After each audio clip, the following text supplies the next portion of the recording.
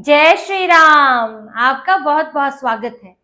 उद्धव ठाकरे ने देवेंद्र फडणवीस के इर्द गिर्द कई चक्कर काटे, उनकी खुलेआम तारीफ भी की, उनके बारे में अच्छी अच्छी बातें कही, लेकिन उसका खास फायदा नहीं हो रहा है।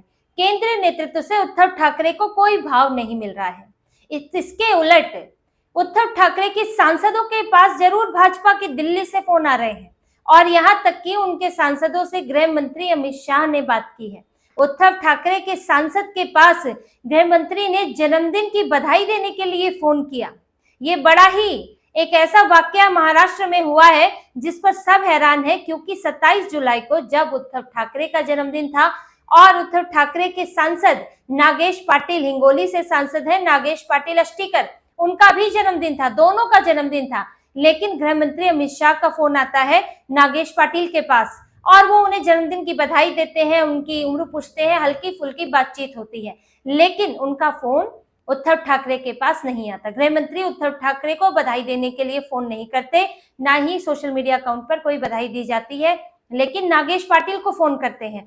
और नागेश पाटिल का एक वीडियो सामने आया है जिसमें वो गृह मंत्री से बात करते हुए दिख रहे हैं। उनके पास फोन आता है गृह मंत्री अमित शाह का, वो स्पीकर पर फोन लगाते हैं और उसमें गृह मंत्री उनको बधाई देते हैं उनके जन्मदिन की। ये इसका स्क्रीनशॉट है, आप इसमें देख सकते हैं कि उनके हाथ में जो फोन है उस पर उनकी अमित शाह से ही बात हो रही है। ये खबर भी आप देख सकते हैं, लेकिन उस दिन उद्धव ठाकरे के पास कोई फोन नहीं आया। अब इसके बाद ये सारे कयास लग रहे हैं कि उद्धव ठाकरे की जो इतनी मेहनत उन्होंने की है, देवेंद्र फडणवीस से 20-20 मिनट मिले, होटल में भी एक कथित मुलाकात आदित्य ठाकरे के साथ हुई, फिर एक कॉफी टेबल बुक का विमोचन हुआ जिसमें उद्धव ठाकरे और शरद पवार ने देवेंद्र फडणवीस की भर भर कर तारीफ की थी और यहाँ तक लिखा था उद्धव ठाकरे ने बहुत ही निष्ठावान ज्ञानी नेता है और उनको राष्ट्रीय स्तर पर जिम्मेदारी मिलनी चाहिए। देवेंद्र फडणवीस की खूब तारीफ उन्होंने की, लेकिन यहाँ जब अमित शाह से बात हुई तो फिर उनके पास फोन नहीं आया, फोन आया उनके सांसद के पास। और ये जो नागेश पाटिल उनके सांसद हैं, वो अभी फरवरी में एकनाथ शिंदे के नेता के साथ डिनर करके आए हैं। एकनाथ शिंदे के नेता हैं प्रताप राव जाधव, जो कि केंद्रीय मंत्री भी हैं। उन्होंने उद्धव ठाकरे के 3 सांसदों को डिनर पर बुलाया था, एक डिनर ऑर्गेनाइज किया था, उसमें तीनों सांसद पहुंचे थे जिनमें नागेश पाटिल भी हैं, 2 और सांसद हैं जिनके नाम फिलहाल सामने नहीं आए हैं, लेकिन नागेश पाटिल भी उसमें शामिल थे जिसमें जो ये डिनर ऑर्गेनाइज हुआ था। अब आप समझिए फरवरी में एकनाथ शिंदे के नेताओं के साथ, मंत्री के साथ डिनर होता है और फिर संसद सत्र के समय जब लोकसभा राज्यसभा में चर्चाएं चल रही है, कई चीजें आने वाली हैं, तो नागेश पाटिल के पास गृह मंत्री का फोन आ जाता है और उसका वीडियो भी सामने आ जाता है। किसी भी चीज के वीडियो ऐसे ही सामने नहीं आते हैं, उन्हें स्पीकर पर डालने की जरूरत भी नहीं थी, लेकिन स्पीकर पर डाला गया, वीडियो आया है, तो यानी कि एक संकेत देने की जरूरत है। एक संकेत दिया जा रहा है कि नागेश पाटिल क्या बताना चाहते हैं कि उनके पास फोन आ रहा है, भाजपा उनके संपर्क में है। एक उनका भी महत्व बनता है पार्टी में, क्योंकि वो उद्धव ठाकरे से, तो देखिए इनके कई सांसद परेशान हैं। वो जिस तरह से इस वक्त चला रहे हैं पार्टी को कि उनके नेताओं की राय कुछ नहीं है, सिर्फ चंद लोगों से घिरे हैं और उन्हीं के अनुसार पार्टी चल रही है। और इसीलिए जो इनके सांसद हैं वो अलग रुख रखते हैं, कई सांसद अलग रुख रखते हैं, लेकिन उद्धव ठाकरे का इतना दबाव रहता है कि उनको फोन कर करके अपनी मर्जी के वोट डलवाए जाते हैं। तो इसीलिए इनके सांसद भी रास्ता खोज रहे हैं, जिसे रास्ता मिल रहा है वो अपने रास्ते पर चल पड़ रहा है। और देखिए इस वक्त संसद भी चल रही है, ये भी बहुत मायने रखता है, क्योंकि अभी जिस तरह से ऑपरेशन सिंदूर का मामले, उस पर चर्चा तो हो ही रही है, लेकिन इसके बाद कुछ चीजें लाई जाएंगी पटल में, जैसे कि वक्फ संशोधन बिल का ड्राफ्ट पेश किया जाएगा और अभी जस्टिस वर्मा के खिलाफ महाभियोग लाया जाएगा। फिर कल को उपराष्ट्रपति का चुनाव भी होने वाला है और उसमें सांसदों की जरूरत पड़ती है, सभी को जरूरत पड़ती है। और उद्धव ठाकरे तो बैठे हुए इंडिया अलायंस के साथ, ऐसे में उनके सांसद, भले यूबीटी वहां बैठी रहे, लेकिन अगर उनके सांसद भाजपा की तरफ वोट डाल देते हैं तो उद्धव ठाकरे के अलग रुख रखने का कोई मतलब ही नहीं है, फिर वो उनके किसी भी तरफ होने से फर्क नहीं पड़ता। और देखिए उपराष्ट्रपति चुनाव में कोई व्हिप जारी नहीं होता है, उसमें जो सांसद जहां चाहता है वो अपनी मर्जी से वोट डाल सकता है। तो ये संसद सत्र के बीच भी ये फोन आना कई संकेत दे रहा है कि भाजपा भी अपने लिए समर्थन जुटा रही है और यूबीटी के नेता, सांसद जो है वो समर्थन देने को तैयार है।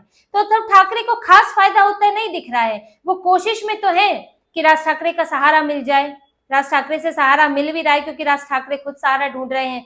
फिर उनकी कोशिश की भाजपा की तरफ से कुछ मिल जाए। देवेंद्र फडणवीस ने एक हल्के फुल्के अंदाज में एक इशारा भी किया कि हमारा तो आपकी तरफ आने का कोई स्कोप नहीं है, हम तो सत्ता से हटने वाले नहीं है, लेकिन आपका इधर स्कोप हो सकता है, इस पर विचार किया जा सकता है। तो ये चीजें बोली थी, जिसके बाद तुरंत उद्धव ठाकरे ने मीटिंग कर ली। आदित्य ठाकरे भी होटल में साथ में फडणवीस के साथ दिखाई दिए, जिसके बाद आदित्य ठाकरे ने तो खारिज नहीं की है मीटिंग की बात, और इससे एक संकेत मिल रहा था कि दोनों के बीच में करीबी बढ़ रही है। लेकिन इस बीच देवेंद्र फडणवीस अमित शाह से मिले थे दिल्ली में, और इसके बाद जब अमित शाह का फोन आया तो ये साफ लगता है कि उद्धव ठाकरे की बात बनती हुई नहीं दिख रही है। इसके उलट इनके सांसद नेता वो जरूर अपना अलग रास्ता खोज रहे हैं और कुछ तो बीजेपी की तरफ ही बढ़ते हुए दिख रहे हैं। और इसी बीच में उद्धव ठाकरे के नेताओं का जाना भी जारी है। फिर से उनकी पार्टी से 2 नेता और कुछ और उनके कार्यकर्ता पदाधिकारी गए हैं। नासिक में इनके पूर्व उपनेता सुनील बागुल, पूर्व महानगर प्रमुख मामा रजवाड़े, इन दोनों ने पार्टी छोड़ के बीजेपी का हाथ थामा है, और इनके साथ कुछ और पदाधिकारी भी गए हैं, कुछ कार्यकर्ता भी गए हैं। तो उद्धव ठाकरे जगह जगह से कमजोर हो रहे हैं। उनकी पार्टी में टूट अभी भी नहीं रुकी है। यानी कि देखिए, टूटती कब है पार्टी, नेता छोड़कर कब जाते हैं, जब उन्हें अपनी पार्टियों पर भरोसा नहीं होता, जब उन्हें लगता है कि इस पार्टी का भविष्य है या यहाँ रहकर उनका भी अपना कोई भविष्य है, तो वो दूसरा रास्ता देखते हैं। और जो पार्टी सबसे ज्यादा खाली हो रही होती है, यानी कि उस पर सबसे कम भरोसा है उसके अपने नेताओं में, तो यही उद्धव ठाकरे के साथ हो रहा है। उन्होंने राज ठाकरे के साथ गठबंधन करने की, साथ दिखने की कोशिश की। अभी जन्मदिन पर भी राज ठाकरे गए, तो लगा कि इससे पार्टी कुछ मजबूत होगी, नेताओं में कोई जोश आएगा। फिर इधर फडणवीस के साथ थोड़ी गलबैया दिखी, तो लगा कि जाएगा हमारे नेताओं के भी संदेश कि अब उद्धव ठाकरे पटरी पर आ रहे हैं। लेकिन ऐसा कुछ नहीं हो रहा है। अभी भी संदेह बना हुआ है। उद्धव ठाकरे के नेता अभी भरोसा नहीं कर पा रहे हैं कि उद्धव ठाकरे कुछ बेहतर कर सकते हैं, या राज ठाकरे के साथ भी उनको महाराष्ट्र में कुछ हासिल हो सकता है, कम से कम मुंबई में, क्योंकि उनकी पार्टी बहुत कमजोर है। और दूसरी बात, उनकी कोई विचारधारा नहीं है। राज ठाकरे की एक विचारधारा है, अब उद्धव ठाकरे की संगत में आकर उनके हिंदुत्व के विचार का क्या होता है, तिलांजलि दे देते हैं या फिर बनाए रखते हैं, ये देखना होगा। लेकिन उद्धव ठाकरे तो तिलांजलि दे चुके। अब उनके नेता खुद को हिंदुत्ववादी पार्टी नहीं बोल पाते, अब मुस्लिम पार्टी वो खुद को बोल नहीं सकते, तो यहाँ बड़े फंसे हुए हैं। और किसी को कुछ नहीं लगता ही नहीं है कि इनको कुछ मिल सकता है, कि आगे चल के इनके नेताओं के हाथ में भी कुछ आए। यानी कि कल को अगर बीएमसी का चुनाव हो, उसमें कुछ जीत पाए, तो बीएमसी या इनके हाथ में आए, सत्ता में आने का सवाल ही नहीं उठता है। तो इसलिए इनके नेताओं में परेशानी बनी है। दूसरी बात, ये आदित्य ठाकरे भी ज्यादा एक्टिव नहीं है। वो यूथ विंग के नेता तो हैं, लेकिन वो कार्यक्रमों वगैरह में कम जाते हैं। अब इसकी शिकायत तो इनकी पार्टी के अंदर से ही आती रहती है कि वो बस कुछ मौकों पर आते हैं, लेकिन उस तरह से एक जुझारू नेता की तरह, एक जमीनी नेता की तरह वो पार्टी के नेताओं से मिलते नहीं है, युवाओं से मिलते नहीं है। उद्धव ठाकरे की स्थिति तो सबको पता है। वो तो जब सरकार में थे तो भी मातोश्री से सरकार चला रहे थे और लाइव कर करके ही काम चल जाता था, और अब तो वो वैसे भी मातोश्री से ही चीजें चला रहे हैं। तो ये इनकी पार्टी की हकीकत दिखती है इनमें, किस तरह से एक तो नेता जो है वो ज्यादा अपनी पार्टी में इन्वॉल्व नहीं है और जमीनी स्तर तक वो शामिल नहीं है। दूसरा, संजय राउत जैसे नेता है, विनायक राउत जैसे नेता है, जिनकी सलाह पर उद्धव ठाकरे चलते हैं, और आज उनकी गत इसी कारण हुई है कि उनके पास किसी का सहारा नहीं है, बस उन्हीं का सहारा मिल रहा है, जो खुद बहुत खराब स्थिति में है। जैसे कि राज ठाकरे महाराष्ट्र की राजनीति में खुद को स्थापित नहीं कर पाए, बेटा चुनाव हार गया और वहां भाजपा के साथ गठबंधन हो नहीं पा रहा है, तो उनके लिए उद्धव ठाकरे की तरफ जाने के अलावा कोई विकल्प बचा नहीं था। ये ऐसे ही लोग इन्हें मिल पा रहे हैं, वरना उद्धव ठाकरे की हालत, उनकी पार्टी की हालत बहुत गई गुजरी हो चुकी है। और देखिए, बीएमसी चुनाव सिर पर है, लेकिन फिर भी उद्धव ठाकरे की पार्टी खाली होना बंद नहीं हो रही है और उद्धव ठाकरे इसे रोक नहीं पा रहे हैं। इसका सीधा असर बीएमसी चुनाव में देखने को मिलेगा। बीएमसी के दूसरे नगर निकाय चुनाव जो है, उद्धव ठाकरे के पास खड़े करने के लिए उम्मीदवार नहीं है, और मुंबई में भी उनको इस बार पूरा सपोर्ट मिल जाए, यही बहुत बड़ी बात होगी, पहले जैसा सपोर्ट। क्योंकि पिछली बार ये बीजेपी के गठबंधन के कारण 84 सीटें लेकर आए थे, लेकिन अब बड़ा मुश्किल लग रहा है उद्धव ठाकरे के लिए इतनी सीटें लाना। इसीलिए वो भी परेशान है और जगह जगह घूम रहे हैं कि कहीं से कुछ सहारा मिल जाए। लेकिन इस सब के बावजूद भी पार्टी खाली होती जा रही है, नेता जा रहे हैं, और यहाँ से बीजेपी की तरफ से भी उनको नो एंट्री का बोर्ड ही दिख रहा है।